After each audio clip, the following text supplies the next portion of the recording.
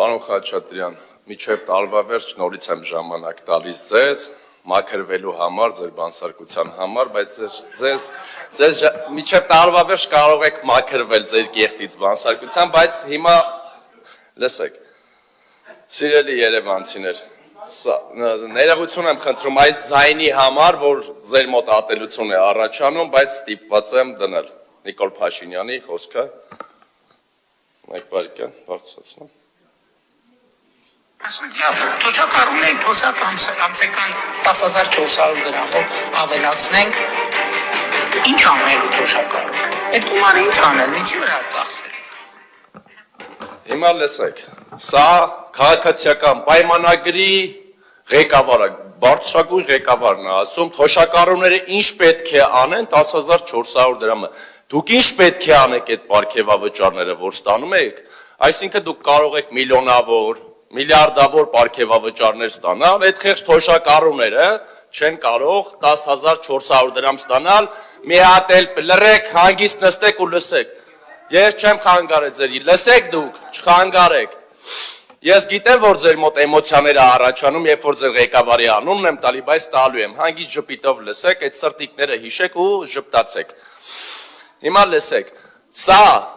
անհարգալից վերաբերմունք է թոշակառուների նկատմամբ, դուք պարտավոր եք ոչ թե 10,400 դրամով բարձրացնել, այլ բազմապատիկ անգամ բարձրացնել թոշակառուների եւ դուք չեք կարող հետևել, թե թոշակառուն իր գումարը ինչի վրա է ծախսելու, այդ արձագանքը մեդիա հարթակում քաղաքացիները թոշակառուները տվել են ձեզ, իհարկե այդ բառերը ես չեմ փորձի օգտագործեմ, այստեղ շատ քաղաքացիներ են մեկնաբանել դա, իսկ հիմա տեսեք, Անցած դիստերին ասում եք աղբահանության համար, երբ որ քառակուսի մետր դարձրեցիք, ասում եք թանկացում չի նախատեսվում, դա թանկացում չէ, տեղել էիք ստել, 1,2 միլիարդ դրամ 26 թվականի բյուջեով աճ եք կանխատեսել, բայց 1,2 միլիարդ եթե գումար եք ավել հավաքագրելու, բա ինչ է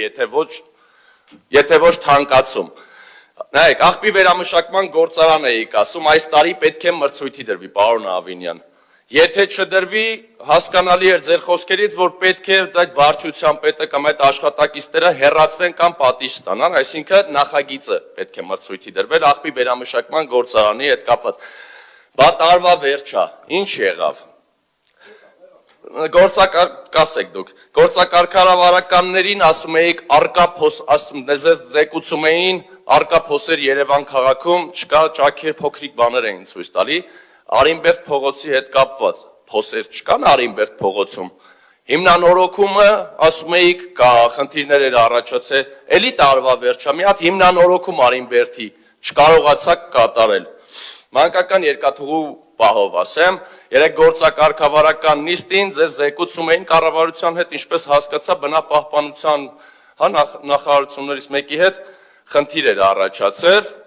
եւ ինչ-որ փաստաթղթեր ձեզ չէին տվել, որ այդ ռեկրեացիոն գոտին ստեղծվեր, բայց ասում էիք, դե հատակագծում նշել ենք, հատակագծով որ նշել եք, դա ինչ է տալու ձեզ, այդ բնապահպանական հատուկ գոտին, որ սահմանեք, երբ եք սահմանելու, այսինքն վերջնական արդյունքին երբ ենք հասնելու այդ մանկական երկաթուղու, այսինքն ընդհանուր հրազդանի կիրճի հետ կապված, ոչ թե մանկական երկաթուղու։ Ասում էիք այգիներից, մանկապարտեզներից խոսում եմ, Նազարբեկյան թաղամասի ծառուղու վերջնամասը, փոքրիկ այգի է երկար, վերջնամասը 2 տարի է նախագծով նախատեսվել էր բյուջեներից մեկով, բայց հանվել էր ընթացքում եւ վերջում շների համար նախատեսված տարածք կար, որը պետք է կառուցվեր։ 1-2 ամիս առաջ էլ այստեղ բարձրաձայնեցի, Աչափնյակի վարչական շրջանի ղեկավարն էլ պատասխանեց այս հարցին, որ այս տարի պետք է կառուցվեր, բայց նորից տարվա վերջը